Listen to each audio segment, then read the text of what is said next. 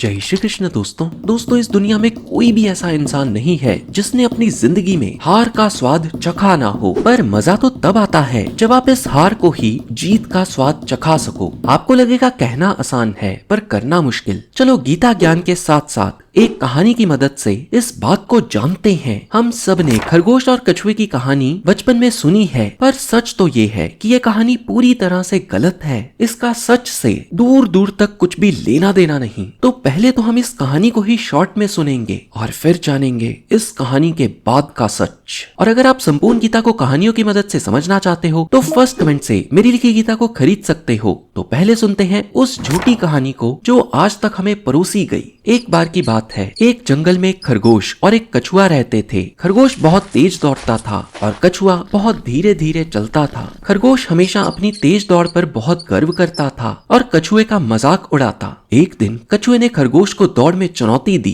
खरगोश ने हंसते हुए चुनौती स्वीकार कर ली क्योंकि उसे विश्वास था कि वो जीत जाएगा। दौड़ शुरू हुई। खरगोश तेजी से दौड़ा और कछुए को बहुत पीछे छोड़ दिया। थोड़ी देर बाद खरगोश ने सोचा, कछुआ बहुत पीछे है, मेरे पास आराम करने का समय है। तो वो एक पेड़ के नीचे सो गया। उधर कछुआ धीरे धीरे पर बिना रुके चलता रहा। खरगोश अभी भी सो रहा था और कछुआ धीरे धीरे फिनिश लाइन के पास पहुंच गया। जब खरगोश जागा तो उसने देखा कछुआ लगभग फिनिश लाइन पर पहुंच चुका था। खरगोश ने तेजी से दौड़ना शुरू किया, परंतु अब बहुत देर हो चुकी थी। कछुआ फिनिश लाइन पार कर गया और दौड़ जीत गया। हमें यह कहानी सुना के सिखाया जाता है कि धीमी और स्थिर चाल से भी जीत सकते हैं। पर सच तो ये है कि कछुआ जीता खरगोश की गलती के कारण, और असल जिंदगी में खरगोश हर बार तो गलती करेगा नहीं। और कौन सा तुमने जीवन में एक ही रेस लड़नी है। तो जो कहानी से सिखाया गया कि धीमी चाल से भी तुम जीत सकते हो, ये पूरी तरह से गलत है। आपका कॉम्पिटिटर गलती पर गलती करता जाए, ऐसा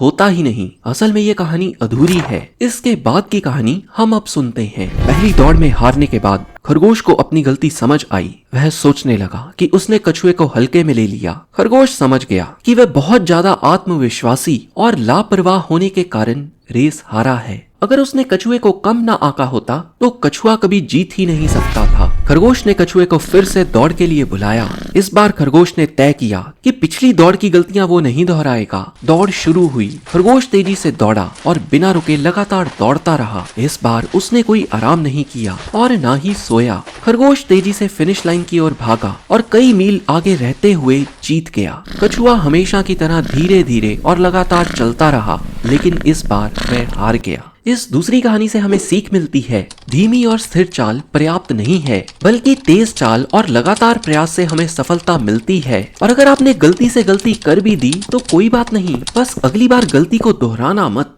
दोस्तों कहानी यहाँ भी समाप्त नहीं होती, क्योंकि अब हारा था कछुआ। तो दूसरी दौड़ में कछुआ सोच में पड़ गया। वो सोचने लगा आखिर उसकी हार का कारण क्या है, और सोचने के बाद वह इस निष्कर्ष पर पहुंचा कि इस तरह की दौड़ में वह कभी भी खरगोश को हरा नहीं सकता। कछुए ने सत्य को जान लिया कि भगवान ने उसको तेज चाल दी ही नहीं और वो तेज चल ही नहीं सकता, क्योंकि वो तेज दौड़ने के लिए बना ही नहीं, और उसको तो अपनी प्रवृत्ति के हिसाब से ही रेस लड़नी होगी। सोच समझकर कछुए ने खरगोश को फिर से दौड़ के लिए बुलाया, लेकिन वो इस बार बोला, यार हम एक ही तरह के रास्ते पर दौड़ते हैं, क्यों ना इस बार एक अलग रास्ते पर दौड़ लगाई जाए। खरगोश ने सहमति दी। दूसरी दौड़ की जीत से खरगोश में आत्मविश्वास जाग चुका था और उसको लगता था वो किसी भी रास्ते पर कछुए को हरा सकता है। दौड़ शुरू हुई। खरगोश तेजी से दौड़ने लगा। वह बिना रुके लगातार दौड़ता रहा। खरगोश कई मील आगे निकल गया। इस बार भी खरगोश ने बीच में रुककर आराम नहीं किया कि तभी उसे एक चौड़ी और गहरी नदी मिली, और नदी के दूसरी तरफ थी फिनिश लाइन। क्योंकि खरगोश पानी में तैर नहीं सकता था, इसलिए वह नदी पार नहीं कर सका।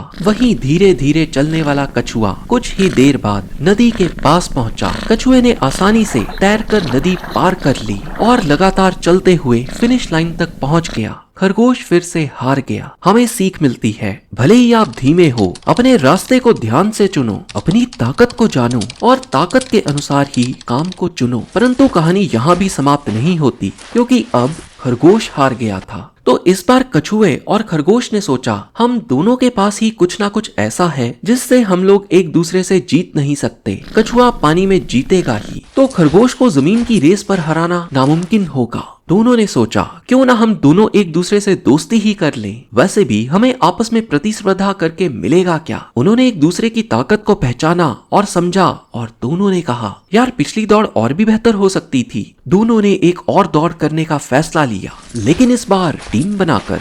दौड़ शुरू हुई। खरगोश ने कछुए को अपनी पीठ पर उठाया और तेजी से दौड़ता हुआ नदी के किनारे तक पहुंच गया। फिर कछुए ने खरगोश को अपनी पीठ पर उठाया और नदी को तैरकर पार किया। नदी के दूसरी तरफ पहुंचने पर खरगोश ने फिर कछुए को अपनी पीठ पर उठाया और दौड़ते हुए फिनिशिंग लाइन तक पहुंच गया। इस बार ना तो कोई किसी के आगे था और ना ही कोई पीछे। इस चौथी कहानी से हमें सीख मिलती है प्रतिभाशाली होना अच्छा है, परंतु अगर आप दूसरों के साथ मिलकर काम करो तो और भी अधिक सफलता प्राप्त कर सकते हो। टीम वर्क में बहुत ताकत होती है। जब हम अपनी ताकत को दूसरों के साथ मिलाते हैं तो बड़ी चीजें हासिल कर सकते हैं। चलिए अब आते हैं गीता ज्ञान पर। पहली रेस में खरगोश हारा अपनी तमस के कारण। श्री कृष्ण ने भगवत गीता के 14वें अध्याय के 8वें श्लोक में तमस को छोड़ने को कहा है। फिर खरगोश ने भगवत गीता के 6वें अध्याय के 10वें श्लोक के अनुसार आत्म विचरण किया और पता किया कि तमस को त्याग कर वो जीत सकता है। ये बना उसकी अगली रेस में उसकी जीत का कारण। अब कछुए ने आत्म विचरण कर जाना कि मैदान में रेस लड़ना उसकी धर्म प्रवृत्ति के विरुद्ध है, जैसे कि भगवत गीता के 18वें अध्याय के 47वें श्लोक में बताया है। और अंत दोनों ने ये जान लिया कि रेस को लड़ने की कोई जरूरत ही नहीं, ठीक वैसे ही